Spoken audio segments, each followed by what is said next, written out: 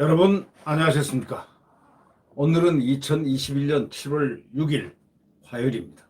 김학의 차관 불법 출금 신고를 한 검사가 있죠. 공익신고를 한 분.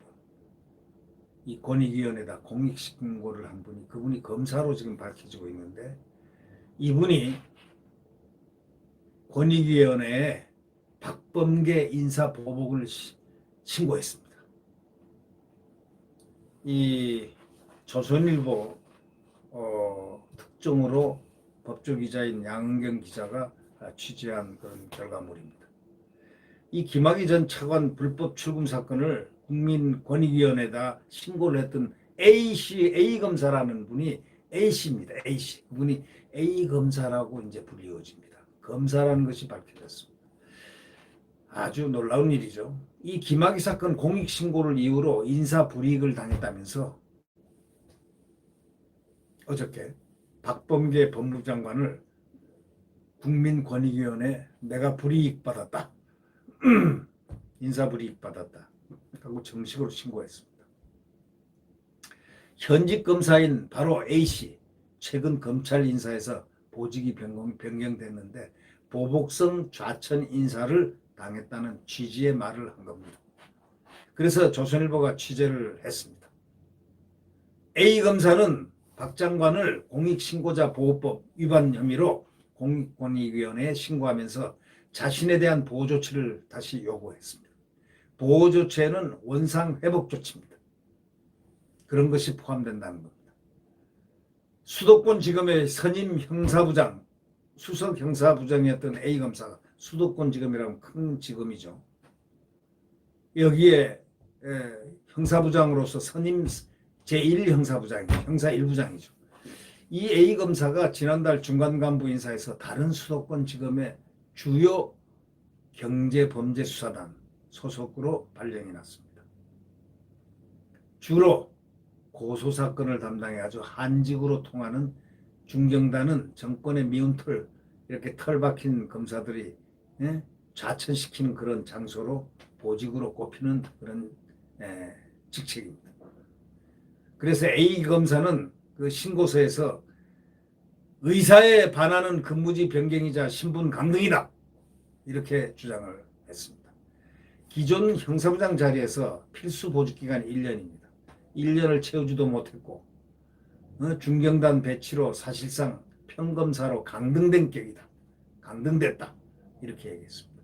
이전까지는 소속검사 5명, 수사관 6명 등 한 17명을 부원으로 두고 사건 지휘 및 결재, 근무평가, 감찰 업무 등 부장검사로서의 업무를 했지만, 현재는 수사관 1명, 실무관 1명이 있는 검사실에서 장기 미제 사건들을 직접 처리한다는 그러한 입장에 있는 그런 평검사로 이렇게 박탈을 한 겁니다. 이 박범계 그냥 겁이 없습니다. 원래가 이 박범계가 보니까 겁이 없더라고요. 윤석열 총장하고 사법연수원 다닐 때는 형님 하면서 쫄쫄쫄 따라다니고 그랬던 것 같은데, 그렇다고들 언론이 얘기했죠. 형님 하고 형 하고 하는데, 청문회에서 보니까 막 반말로 그냥 딱 안면 몰수하는데 말이죠. 아니, 어떻게 그럴 수가 있습니까? 그런 그 박범계를 보면서 인상이 굉장히 머릿속에 많이 남았는데, 이 사람이 또 법무부 장관이 되더니 윤석열 총장한테 하는 걸 보고, 둘 중에 누가 죽든지 하나는 죽겠구나, 그런 생각이 들었습니다. 제가 이렇게 보니까 둘 중에 누가 죽든지 하나 죽겠구나. 둘 중이라면 박범계하고 윤석열입니다.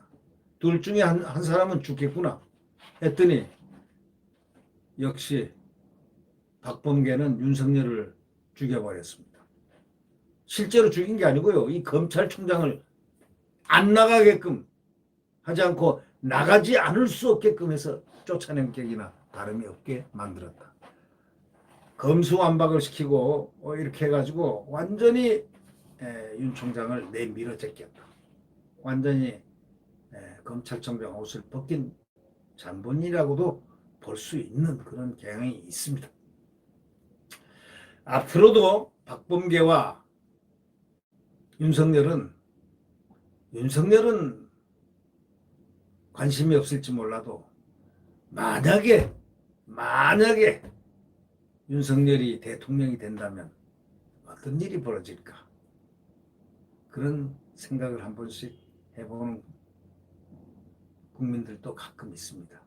만약에 바뀌면은 박범계는 어떻게 될까? 박범계 운명은 어떻게 될까? 사람들은 항상 그래서 역지사지, 내가 저 사람 입장에 가서 한번 생각해 봐라 하는 소위 그 사자성어의 그 말뜻을 깊이 되새기는 사람이 현명한 사람이라는 그런 뜻을 다시 한번 봅니다. 인간다운 인간, 사람다운 사람. 내가 저 사람의 입장에서, 내가 박범계 입장에 들어가서 박범계를 이해하려는 태도, 내가 윤석열의 검찰총장의 입장에 들어가서 내가 과거에 형이라고 한 사람인데 그분이 지금 검찰총장으로서의 그 입장, 그 온갖 수모를 당하고 온갖 압박을 당했던, 권력으로부터 압박을 당했던, 또 추미애라는 행동대장으로부터 정말 이루 상상할 수 없는 일을 당했던 그 본인으로서 그 입장에 한번 들어가서 생각해보는 역지사지가 전혀 없었다. 다시 말하면 박범계의 역지사지는 찾아볼 길이 없었다. 지금 여기서도 A 검사가 말하는 역지사지 얘기를 하는 겁니다. 고소사건 처리가 의미가 없다는 게 아니라 A 검사가 얘기해요.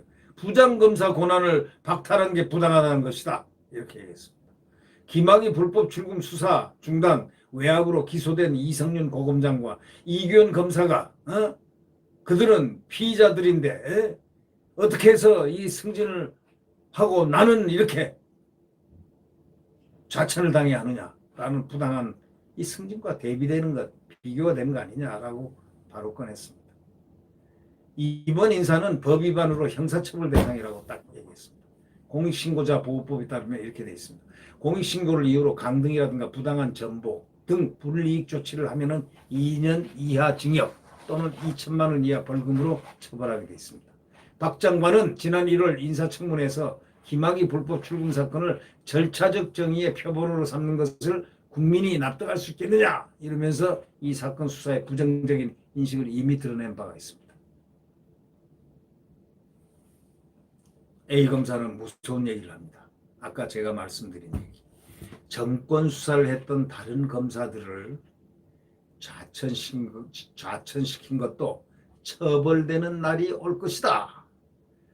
정권 수사를 했던 다른 검사들을 좌천시킨 것도 처벌되는 날이 올 것이다. 그때가 바로 내 싸움은 그 시작점이다. 내 싸움은 바로 그 시작점이다. 지금 정권 수사를 했던 다른 검사들을 좌천시킨 것도 처벌되는 날이 올 것에 대비해서 내가 먼저 치고 있다. 싸우고 있다. 이런 얘기입니다. 무서운 비수가 숨겨진 얘기입니다. 얼마나 이분들은 A 검사는 분통 터지겠습니까? 그의 가슴은 아마 시커멓게 타들어간 아주 탄소 같은 새까만 텅스텐 같은 그런 색깔의 가슴일 겁니다. 타고 또 타고 또 타고 있는 가슴. 그러나 권력이 바뀌는 순간 이 타는 가슴, 텅스텐은 어떻게 변할까요? 화염의 분노가 되지 않을까요? 네.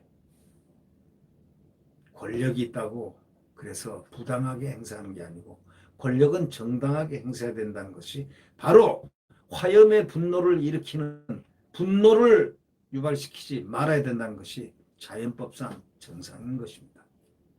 네. 구독 버튼과 엄지를 눌러주시면 감사하겠습니다. 자, 내일 새벽 다시 대한민국의 태양은 떠오릅니다.